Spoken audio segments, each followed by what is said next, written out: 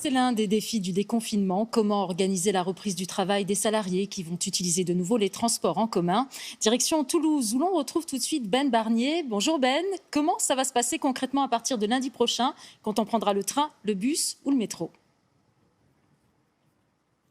Eh bien, très concrètement, il va y avoir des contrôles comme ici à la gare de Toulouse-Matabiau qui accueille normalement 50 000 voyageurs par jour. Alors des contrôles à l'extérieur de la gare et puis des contrôles également à l'intérieur des trains, tout particulièrement dans les TER, parce que les TER, ce sont des trains sans réservation. Et bien maintenant, les voyageurs vont devoir télécharger des coupons. L'objectif, c'est de s'assurer qu'il n'y ait pas plus de la moitié des sièges occupés. Il va falloir s'habituer également à la distanciation sociale, respecter le marquage au sol et puis il va falloir porter un masque. Alors pour les voyageurs qui se présenteraient à la gare ou dans les transports sans masque, eh bien en tout cas dans les gares, ils pourront acheter des masques. Il va falloir s'habituer aussi à un trafic un peu réduit. Un TGV sur deux, moins d'un TGV sur deux, un TER sur trois. Et puis dans les métros, eh bien, ce sera la fin de la gratuité, masque obligatoire également, et puis toutes les lignes ouvertes, mais avec un trafic réduit. Et dans les bus aussi, on s'organise à Toulouse, comme vous allez le voir dans ce reportage d'Isabelle de Lyon et David Bresse. En début de service à 6 h du matin, c'est d'un pas décidé, mais non sans précaution, que Michel Nice se dirige vers le bus qu'il va conduire toute la matinée.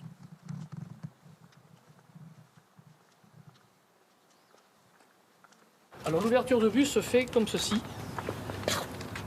Là, nous avons un petit bouton. C'est-à-dire que vous prenez une petite lingette en fait. Puisque nous l'avons, autant s'en servir. À l'intérieur, un papier atteste que le véhicule a été entièrement désinfecté la veille. Mais sur toutes les commandes, il va repasser des lingettes désinfectantes. On va s'en servir pour les portes. Je le fais parce que c'est plus rassurant, même si ça a été fait. À Toulouse, sur la ligne 7, le nombre de passagers s'est effondré pendant le confinement.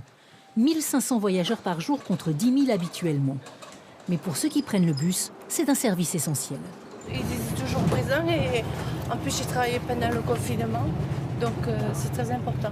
On peut leur dire merci et respect, parce qu'ils sont là. Une rubalise, placée derrière les premiers fauteuils, maintient les voyageurs à distance. Et la vitre anti-agression est remontée en permanence. C'est pas impersonnel, parce que de toute façon, en même temps, on leur dit, enfin moi personnellement, je leur dis bonjour, je leur dis au revoir, ça change pas en fait. Pour moi, ça n'a pas spécialement changé grand-chose qu'ils soient séparés. Au contraire, je trouve que c'est plutôt une bonne chose qu'ils soient un peu plus à l'écart que d'habitude, pour sa sécurité aussi. Donc pour moi, ça n'a pas vraiment changé grand-chose. Pour l'instant, les voyageurs peuvent respecter facilement la distanciation sociale.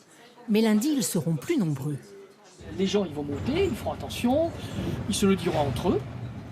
Moi, j'ai vu pendant le confinement des personnes se dire entre elles, des clients, vous êtes trop près de moi. Ce qui inquiète surtout notre conducteur, c'est l'accroissement prévisible du nombre de cyclistes, tous ceux qui veulent éviter les transports en commun. En temps normal, lorsque nous sommes en réseau urbain, suivre les vélos et faire attention de ne pas les accrocher, c'est très difficile et c'est très fatigant.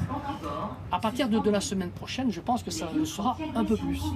Âgé de 66 ans, Michel Nice n'a pas l'intention de s'arrêter de sitôt. Quand il rentre chez lui, c'est avec le sentiment du devoir accompli.